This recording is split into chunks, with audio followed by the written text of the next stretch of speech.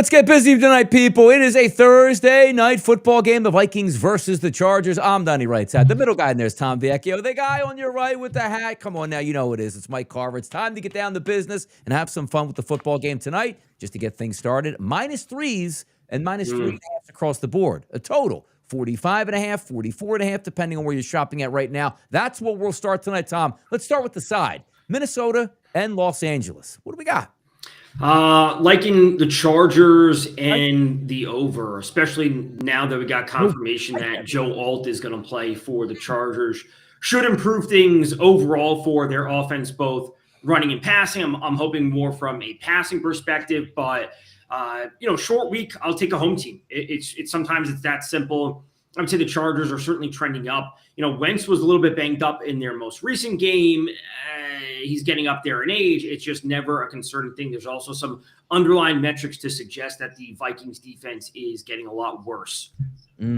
Carver, what do you think tonight? Total, side, Vikings, Chargers? Obviously, Donnie, at this point, if you liked the Chargers, you probably missed the boat, right? With this thing getting up to 3.5 now, you're not there anymore. I don't know what to believe here. The Chargers haven't looked good, boys, the last 4 weeks, right? I mean, the only win that they've got during that time is like a narrow win against the Dolphins, who suck. They haven't beaten anybody else. So I'm kind of off on the Chargers. Can't really trust Wentz. Yeah. I liked the under when I woke up this morning, and then I was looking back at what I've done the past few weeks, and I liked the under last week. It flew over with Pittsburgh and Cincinnati. I liked the under the week before that. With the Giants and the Eagles, it flew over.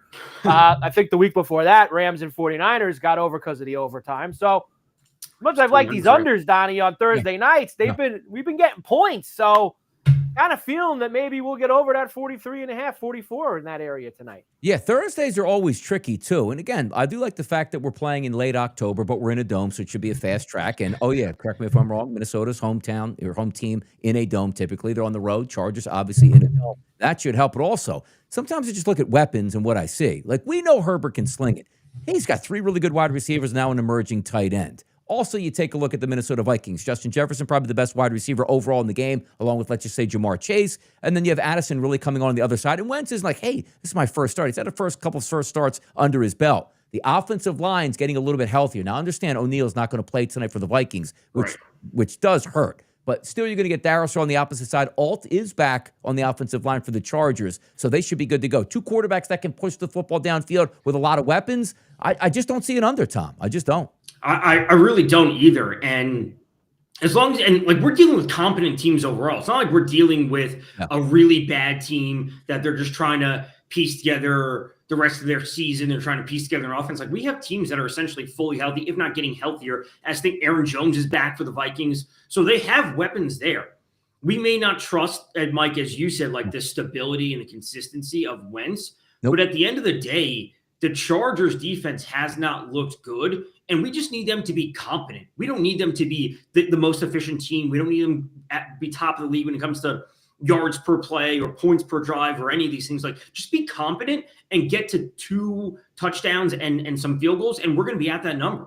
Yeah, it's a good point too, Carver. And you take a look at, because I think it's hard for me to take a side because Tom hit the nail on the head. It's Carson Wentz. That means yardage and that means turnovers. And usually that's not a really good sign at this point. So I do think Wentz can move the football. They did against the Eagles. They had 6 scoring drives against the Eagles. The shame that it was 5 were field goals because they couldn't convert in the red zone. I can't trust Wentz enough to take a side. I don't love the Chargers the way they've been playing football. Usually Thursday nights, I lean towards the home team, but I still do think we get yards. But I can't trust Wentz. That is a pretty good commonality. He didn't play that bad, Donnie, against the Eagles. Like, you know that. You were locked in on Eagles-Vikings last Sunday. Yeah. Like, he wasn't awful. You know what he did a lot of, which maybe we could talk about when we get to either the passing or the rushing part?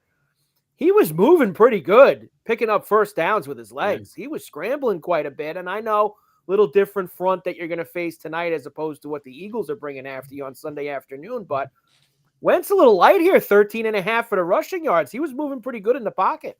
Yeah, and we always like to say too, because that the theory of yes, you like rushing quarterbacks, but it sounds almost counterproductive. Like I love a good rushing quarterback when the defensive line can put pressure on a bad offensive line because you're Yeah. forced to run more than you like, Tom. What do you think about that theory tonight? And we'll get to some of those props here in just a few moments. But the quarterback trust between Wentz and Herbert, let's look at a couple of those props here as where they sit right now, because the numbers aren't astronomical. You take a look at Wentz, 230.5, Herbert 255.5, which seems like it's commonplace for him. And then the touchdown passes, a little bit different on the juice here. Herbert was much higher this morning. He's down to a minus 154 to throw two. Wentz still plus money, same as this morning at a plus 102, just looking here at FanDuel. Any thoughts here, Tom, to the over-unders in passing yards and to touchdown passes? I mean, Wentz, granted, one of these games was, overseas, or I should say two of these games were overseas. 350, 236, and 313. 313 was last week versus Philly. At the end of the day, he's moving it. And like you said, whether the interceptions come with that or not is, to be seen, but he's still going to sling the ball. And Jordan Mason's okay. They're getting Aaron Jones back, but it's not like they're going to give him 25 carries. So I don't mind Wentz over 230. I think he should get there. It may not be pretty. There may be an interception or two go along with it, but I think he gets over 230. How about you, Mike? What are we thinking? Yeah, look, he's been getting there, right? I was really honing in on Jefferson, who I'll talk about in a little bit. But he's been getting them to targets. He's been getting them to yards. Like I don't think it's out of the question if we think that this game is going to get into the high 40s, maybe higher, that there is going to be some room for him to go on the offensive side. Now, 230 right now, right? What have they got him at, right? 230.5. Man, it's a good number. It's right. It's probably right there. I'd rather go after the other pieces on the Vikings than go with Wentz. I don't think the only thing I'd probably play with Wentz is a pick. Yeah. It's juiced. It's 136, I think, or 140, somewhere around there. But that's probably where I'd go if I want to go. Mike, what would you be more surprised by? That he falls under, or he's like comfortably over like 270s? It feels like there's no middle ground. Right. It's like if he goes over, it's not going to be like, oh, he got to 236 yards and like you squeaked by. Because you like Tom, like 270 plus probably is going to get there if they're trailing in this game, right? Like if they're trailing in the second half, if this is a 24-14, 21-7, like and they're throwing the football, he should be able to get to that number. Mm-hmm. Yeah, we're throwing it on both sides, but it's so funny when you talk about like Wentz, like it's either 275 or it's like 188, because the Carson Wentz experience sometimes is tough. Like, things are moving well, and it's like, the hell did I bet on this guy for? Like, I knew this was going to happen, which you saw some spots last week where, bad throws into the flat, bad interceptions over the middle. But the one thing you do like about totals with Wentz, you're getting both of it. You're probably going to get 250 plus passing yards and also 2 interceptions. You just hope those interceptions aren't in the end zone when you're trying to score. They're on your own 20-yard line going in the opposite direction. Sometimes those can be key. Now, the rushing props tonight is really interesting, because you don't have the bell cow anymore. It's like, hey, you just load up Jordan Mason. There's nobody really backing him up. Aaron Jones back into the equation. And I don't know how much time Aaron Jones is going to get coming off the IL at this point. But Vidal doesn't spark me as somebody who's like, hey, you know what? I really want to get involved with this guy. Tom, I'll start with you first. How do we get involved in the rushing game, or we just stay away at this point? I like Kamani Vidal under 15.5 rush attempts. That's why, again, having Joel back is absolutely a good thing for their offense. But at the end of the day, the best player that they have on offense is Justin Herbert, and distributing the ball to the 3 wide receivers plus Gadsden, the tight end, I think is their route. Does not say that I don't think Kimani Vidal goes for 12 or 13 carries and 40, 50-ish yards. I'm just not comfortable based on that. He needs to have a 17 for me to be comfortable with this. I don't want to skate by and just get over 16 with the hook. Like 17 carries is way too many for Kamani Vidal. Last week, he was terrible. The week before that, he was awesome against Miami. That game doesn't count. Miami's defense is atrocious. Take that with a grain of salt. So him being bad last week against the Colts, I think is more indicative of what we're going to see. Now, there's a boost to say that Joel being back is important, but I'm just not comfortable with 17 carries from Kamani Vidal. Yeah, what are we thinking, Mike, tonight? Running game, to me, I look at it and say to myself, it does get intriguing with the quarterbacks, but not really intriguing from the running backs for me tonight. Yeah, it's really just the quarterbacks for me. I like both guys with the number, 13.5 for Wentz, 18.5 for Herbert. I think that's where my rushing props would be if I'm going to go there. Like, guys, I was just thinking of this. Like, Aaron Jones, he's like one of those all-time guys for me that when I fade this guy or I keep him off my card or I don't want anything to do with him, he goes completely off. And when I go big on him and I'm like, Jones touchdown, the guy, he has 15 yards or he hurts himself in the game or he is just one of those guys that always seems to screw me no matter what kind of side I try to get on him. He's 27.5. He could have 5. He could have 85. You'd have no idea with Jones at any given time. How about this question here? Is that Matty M from what we know here? Have to love everything about Hockenson tonight. Taylor Warren absolutely torched the Bolts mere 4 days ago. How about that? What are we thinking from Matty? I think it's his role is fine. It's just a matter of how much usage is he going to get, because realistically, you can make the argument that he's 5th on the pecking order, where they're going to have the 2 running backs. They're going to give Aaron Jones the ball tonight. How much to be determined? And then it's Jefferson, it's Addison, and then it's Hockenson. So just from a usage standpoint, he may not be there. I would absolutely play his yards. I would not play his receptions. And Jay Luis, Jordan Mason over 51.5 rushing. I don't like the running back sent on this point now. 50.5 is not a lot. If you're saying he's going to get 13 carries tonight, maybe he gets it. I'm just not in love now that you have, obviously, another running back that's playing. If you would have told me before Aaron Jones wasn't playing and his number's 51.5, I'd probably go because he's really the only game in town per se. But the wide receiver position tonight, sometimes it's a net negative where there's so many good options, you just don't know who to pick. Jefferson, McConkey, Addison, Allen, Johnston, Hockenson, Gadsden. It's a really good group tonight, Tom. I'll start with you first. Is there anybody that really is the apple of your eye tonight? You know what? It's a lot of good wideouts, but I like these guys the best. Not really. And I've said this before where, you can reasonably play McConkey, Allen, and Johnston, and you just want 2 to cash. I don't know who it's going to be. Yeah. I don't like one dramatically more than the other. I don't hate one more, dramatically more than the other. If I just play 3 of them, I just want 2 to get to the window. Or if you want to mix in Gadsden and go, give me 2 receivers, give me Quentin Johnson, McConkey. It's a short week. Keenan Allen's a veteran. Maybe you just want to stay away from that. McConkey, Johnson, Gadsden, give me 3 of those. They actually need 2 to get to the window. And that's it. I don't care who it is. I don't care how it happens. Early, late, doesn't matter. Game script, you should be somewhat proof of that at a certain point. I just don't know who it is. I don't like the yardage. I do have a specific bet, which we can get to for longest reception, but I don't love the yards for anyone more than another.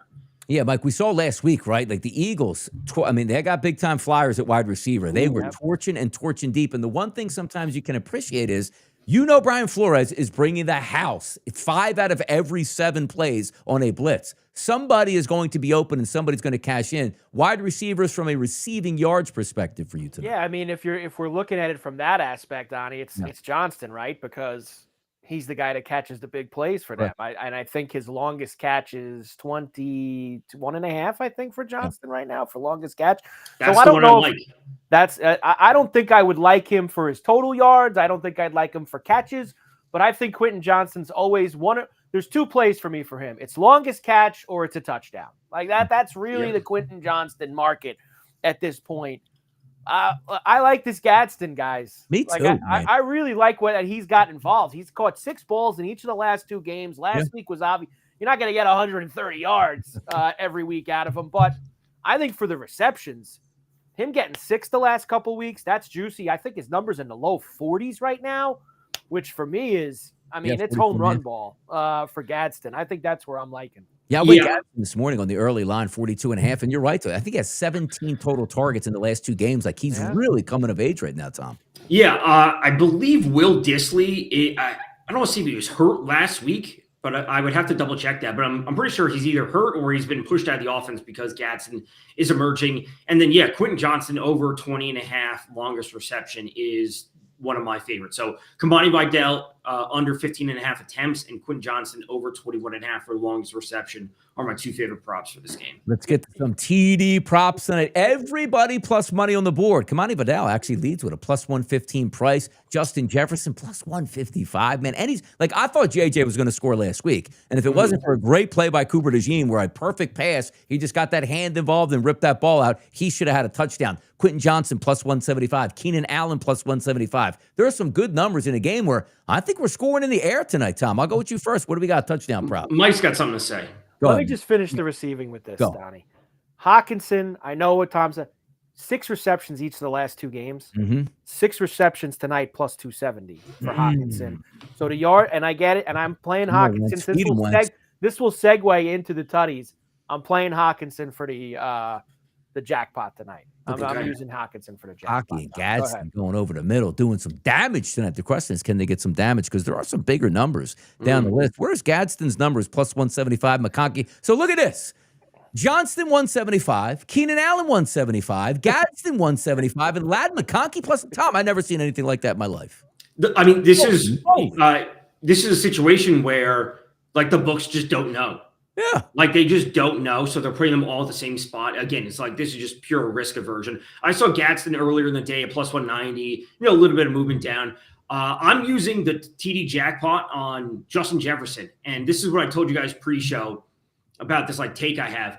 I think like the touchdown jackpot, promo came out and everyone like, okay, they're not going to bet the chalk. And everyone's like trying too hard to like find a backup tight end. And the pendulum has swung back where they're like, oh, I'm going to bet on I'm not going to bet on Jefferson. I'm not going to bet on Mason Vidal. They're like, oh, I'm going to bet on Gadsden. I'm going to bet on, Aaron Jones is coming back. I'm going to bet on this. I'm betting that. It's like, if you actually just take the best play, he actually may come through. Now, granted, I'm not saying Justin Jefferson is going to give you $150 bonus bet. I may end up with like a $12 bonus bet, but I think the pendulum has swung too far that people are trying to outsmart the system too much that the chalk became not the chalk and it's actually just the best play. So just go with that.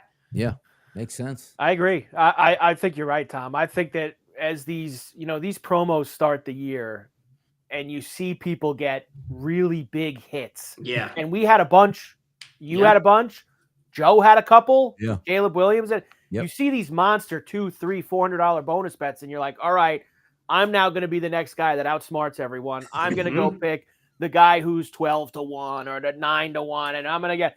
And then that's like you say, that's plays off of the chalk. It's taking people off them. So like even like look, I mean, instead of getting a $30. Let's just call Jefferson. I think on a normal Jefferson would be like a $25 or a $30 bonus bet. Sure. It's possible with what you say, the thinking that people have now, you might get 50 or 55, and that's still, here's you're winning the bet and you're getting that also. Right. So it's the backup running back for the Chargers listed on at least the touchdown odds would be Nyheim Hines at 14-1. So there's going to be people that are like, hang on, the backup where it's no more Hampton, it's no more Najee Harris, it's not Hassan Haskins. It's like, hang on, the backup running back who could just steal away one carry, not a surprise, would be Nyheim Hines, kind of a veteran who's been around for a while. Let me go to him. Let me go to Trey Harris. Let me go to Tyler Conklin. And then all of a sudden it's just Justin Jefferson. And again, like you said, it moves away from the number. I got stoned on Monday Night Football. It took the Tampa Bay Buccaneers to get a rushing touchdown. It's like a minus 140 price. I had one chance at it, but a nice move by Tez on like the 2-yard line to spin off and get in the end zone. But outside of that, didn't work. But Bet365 tonight, team 1 rushing yards, which would obviously be the Vikings. That's listed at 101 yards as a team. Rushing touchdowns to get one over a half is a minus 160 price. If we flip that to the Chargers to get one rushing touchdown, it's minus 165. And if nobody really bets all those that many times, these are really low. Like the good rushing teams, like 1.5 touchdowns, sometimes even popped up at 2.5. Like if it's the Baltimore Ravens at a nice plus money price. But any thoughts on either one of those teams? Because the last 2 games for Minnesota, they did have a rushing touchdown in 2 of the past, actually 3 of the past 4 games. But you look at the Chargers, I just can't bet. Like 3 straight games, they haven't had a rushing touchdown. I just don't see when they get inside the file, like, let's get the ball to Vidal. There's too many weapons at wide receiver. So if I had to take any team to get a rushing touchdown tonight, it probably would be Minnesota, with maybe a chance for Wentz even to run one in. I mean, I certainly don't hate that, especially with Jones being back. There's just a natural inclination for them to try and keep things simple in the red zone and right the ship after, a tough loss last week. By the way, also another one here, they're listed on Bet365 for the team props. They're expecting sacks tonight with both of these offensive lines and a heavy blitzing teams. 6.5, which means you got to get 7 total sacks in this game to hit that number to minus 105, which is not really great for the over because if you're looking at a lot of sacks, that doesn't help, obviously, unless it's just strip sack fumble going the other way at that point. Any thoughts on 7 sacks combined tonight? I couldn't tell you the last time I bet a defensive prop. I think that's I know we're not really the defensive prop crowd, I would probably have to say here, but I also that seems a little bit tougher to go after when you have the Chargers getting both bookends back tonight. Like that, that's a little harder to go after in that aspect with Alt being back out there and the guy at the right side as well. Team passing yards combined between both 498.5 at a -120 price. You're basically looking at 500 yards total passing. Now, also, I always stress this. I like these markets because it's like, no, Wentz got hurt. Well, if the backup comes in and delivers, it doesn't matter at this point. The same thing, passing touchdowns for the game is 3.5 at a plus money price, which means you need 4. But how many times, it doesn't happen a lot, but like, you got to be kidding me, man. Halfback just threw a touchdown inside the 10-yard line and didn't go to Herbert. You still get credit for that because it doesn't matter who throws that. So that's another interesting one tonight. I didn't bet that. I usually look for like the 2.5 with juice on a game I think they can get over. But those are some of the team props tonight. So without further ado, Vikings, Chargers tonight. We'll go back around the horn, Tom. I'll start with you first. Side total and some props you'd like for the people out there. Chargers in the over seems kind of square, but it's at 3. It's moved up to 3.5, so I'd go there. Jefferson for the TD jackpot. Kamani Vidal under 15.5 rush attempts, and Quentin Johnston over 21.5 for his longest reception. High A dot. The Vikings have gotten burned in basically every game for 20-plus yard receptions, and Johnston is back. Last week, his A dot was sitting at 9. It's a little bit lower than it was on the season, but I'll take last week's game script and just give me him for a big play. Yeah. What do you got there, Mikey? Yeah, I'm kind of torn on the side. I don't know who's going to win this game tonight. Obviously, you lean Chargers probably, but I'm not going to get involved with it. It's an over for me at 43.5. I'm going to go there.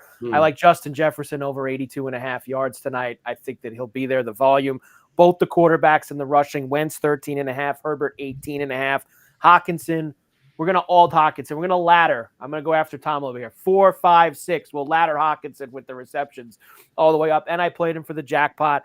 And I like this Gadsden as well. Altered him to 50, just a little bit over his number. Okay. I like myself a nice over tonight in this game. I think the team total for Minnesota makes some sense. They'll be in the 20s tonight. You just look at the way that defense is played. Now, they have some pieces back, but I just see myself saying, you know what? If I think both of these teams get into the 20s, gives you a great shot at hitting that 44.5 in that range, get 45-plus points and come away with it. Also, from the early line today, I did take Gadsden over 42.5 yards. There's so many cooks in the kitchen tonight, but sometimes I just like, you know what? The hot hand is there. The quarterback understands on a blitzing defense like Minnesota, your hot read's going to be there. It's usually the tight end over the middle. I'll take that as well, so have some fun tonight. But that'll do it for the boys. Ready to go on a Thursday night. Be back this weekend here on a nice little Sunday. Now, the card on Sunday, not that great to look at, but that doesn't mean you can't make some money with a lot of these prop bets and have some fun. So for Donnie Rightside, Tom Vecchio, Mike Carver, thanks for joining us. See you soon.